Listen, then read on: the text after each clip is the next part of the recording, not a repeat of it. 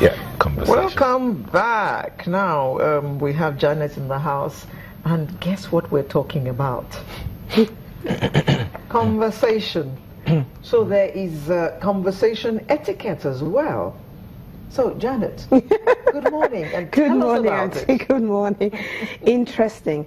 Do you know, whether you are a child or a millennial, I would say, or an adult, conversations don't always come that easy, especially for many people. You find a lot of people don't like walking into a room of strangers. They freeze. And sometimes, even with conversations, you don't want to just walk into a room and start showing off, or like, hi, how are you? You come across as if you're bragging, you're showing off, you know, or at the end of the day, you come across as being too forward. So you have to literally watch your space. Now, let me ask you a quick question. When you meet someone for the very first time, how do you kickstart a conversation? Have you ever thought about it? Sometimes it's difficult. Yeah. Sometimes, and then it depends on the person. Most times it's difficult. It's not like talking about the weather. Yeah, well, yes. Yeah. But, I mean, let's even start with, do I really want to speak to you? Do I really want to talk? Because most times you find, well, I must say, I mean, with all due respect to we ladies, sometimes you find some people sizing the person from head to toe to see whether they fit the status, they fit the... It's not nice. It's actually not nice, because sometimes, you know, you can't judge a book by its cover, as they say. Somebody may look standoffish, but when you get to know them, they're actually quite a pleasant person. And there are a lot of people that give off that perception. I actually observed a lady met a guy. She wanted to start a conversation with him because she just walked into the institution, the University of Calabar. So she walked up to him, hey, nice tie. And the guy was nice enough, but he was shocked, as in, okay. Yeah, is she looking for something? Yeah. Is there a message behind that? But at the end of the day, from what his interaction with him, he was actually cool that he was shocked, but that and was... I'm going to tell you what that is. That is a conversation. typical icebreaker, and it is one of the rules of trying to kickstart a conversation. But it's so difficult for women. It is so difficult for women to women. Yeah. You have to be careful of being, okay, so she's coming on to me, stuff like that. Like, I mean, I don't know you. I played tennis in the same club with a guy, and for about 10 years we didn't even say hello to each other because he thought I was a snob. Wow. But we're the best of friends now. And I said to him, I said, but were you expecting me to come up and say hello to you first?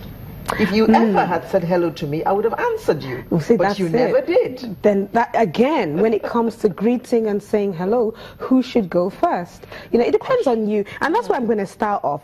First of all, when it comes to conversations, think about your brand first. Your brand. So maybe you're in a formal gathering. So maybe it's a gathering of newscasters. So in a way, you're all in the same boat. So you should feel comfortable with yourself. So greeting people, I think you're in a gathering of like minds. It's when you're in a gathering of all sorts of people, then you now begin to respect yourself first. And I'm hoping you have dressed for the occasion, dressed appropriately, so at least, you know, you can attract somebody to say hello to you. At least once you remember your brand, don't go around frowning, you're going around smiling, you're looking around.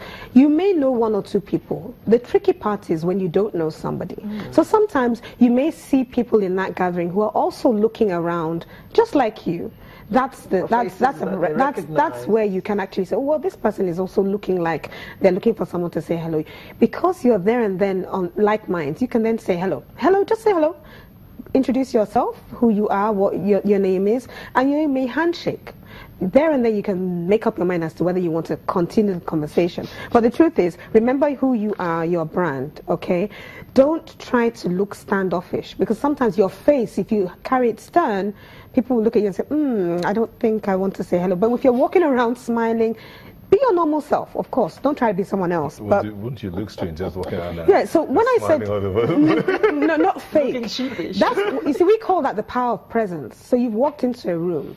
You're there for a reason. You're there to network. You're there to either market your company, or you're there to represent your organization. So you really want to come across as somebody that looks approachable. So with the power of presence, you're going in with a normal, natural smile.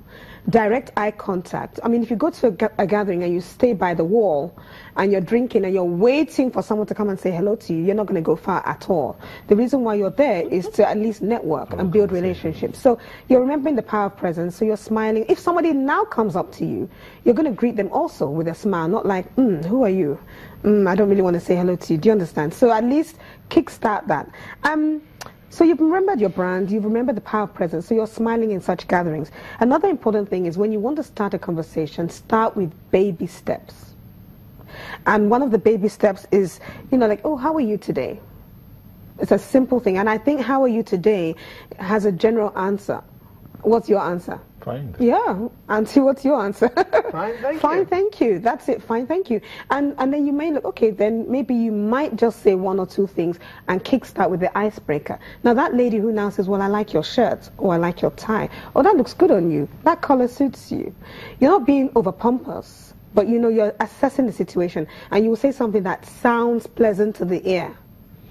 So when you say, oh, I like that tie, you're like, okay, you're making that person feel a bit good, and you're opening up a little space. Now, it depends on the person's response. Exactly. What if the other person is not interested in the conversation? So you go, how was your day? Or how's your morning? Or how's your day been? And he goes, fine, thank you.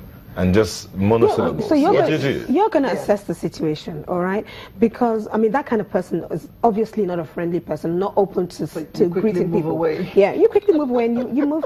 Yeah, I mean, even when you're starting conversations, don't go too, once you've done about 10 minutes with somebody, you can move on. Unless it's a group and everyone's talking and everyone's contributing, then you can come in and say more things. But start with baby steps, with hello, how are you? If the person now says, oh, I'm fine, that person may kickstart by saying, are you new here? Do you work here? Oh, this place is nice. Oh, this hotel is nice. Oh, I never knew they had this kind of venue in this area. You just start looking for little, we call it small talk. So small talk may just be, oh, are you a banker too? Yes, which bank do you work for? That kind of thing. And with your conversations too, you have to be very sensitive as to how you're going to talk. So I would say conversations like your favorite hobby, could be sports. Did you watch that Arsenal last night? Oh my God, that match was fantastic. That's a great one for men when it comes to sports, I have to say. Football. Football. Or when it comes to international news, all right? Maybe there's a favorite spot you like, there's a book that you have read, there's a holiday that you've been to, maybe there's a new restaurant that's in town. Just open up with little conversations. Do not rush into talking small shop. You know how we say talking shop? Talking shop means talking business. So I'd say open up the conversation with little things that would be of interest. It could be your family, it could be your colleagues, it could be anything. However, there are some topics or some conversations that you should stay away from. And basically I would say things like, don't talk about politics, that is very sensitive. Don't talk about religion. Don't talk about health. Like, oh my God, I think she's come down with, don't talk about things that could create rumor. Don't be a braggalog, don't be a rumor monger, be very careful. Don't even talk about salaries, okay? But when it comes to conversations, again, I have to say that, like, oh my God, how much are they paying you in your bank? I would call that a very, very, very sensitive... I would call that a very bad start, Janet. Not even a start. So let's even say you've even broken the ice and you really want to begin to kickstart the conversation. And you're opening up before you really talk about personal thing. It is too. That's what I'm saying. Don't talk about things that you know clearly are personal. Yes, that's it. So, but I want to say there's some conversations that create interest. Now, imagine if you see a group of people and they're already talking about something and it interests you. All you need to do is start with them. Join in. No, don't join in immediately. Listen to what they are saying. It may be something that you want to say something, but allow other people to talk. And then you can add your own 2 cents, making sure it's not contradictory, okay? And plunge forward. Add your own thing. People will now say, oh, that's nice. Add something that's going to contribute to the conversation that is interesting, okay? When you're talking about something in any gathering at all, I would say be Be mindful of how you ask questions. Like, you don't want to ask somebody, are you married? You don't want to ask people, do you have children? Even when you see somebody is pregnant, when are you